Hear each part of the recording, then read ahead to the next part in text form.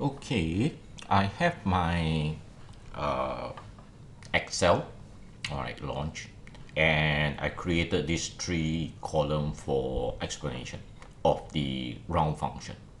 Okay, the first part of the round function is actually the value that you want to round, and the second portion is actually the rounding itself.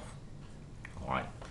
So of course, if you round everything to only one decimal, that one is quite easy to see because this will be the result. All right. So 2.15 round to one decimal, 2.2 you round up, then 2.149, okay, round to one decimal, then of course it will round down, so it does a proper rounding. Okay, it will also work on negative number. Okay, so it will also work on negative number, but a lot of people are not aware that you can actually put rounding in the negative value. So in this case, basically I put a -1.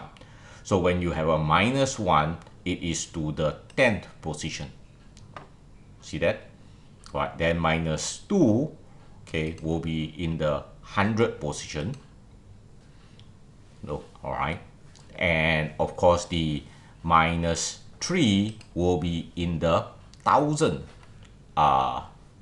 position.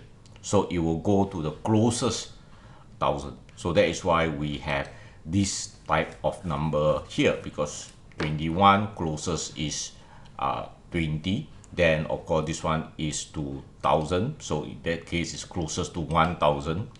All right. This one, of course, is too close to 0, then 10, so it ended up as a 0. And of course, this minus 50.55 to the nearest 100, okay, is closer to 100, so minus 100.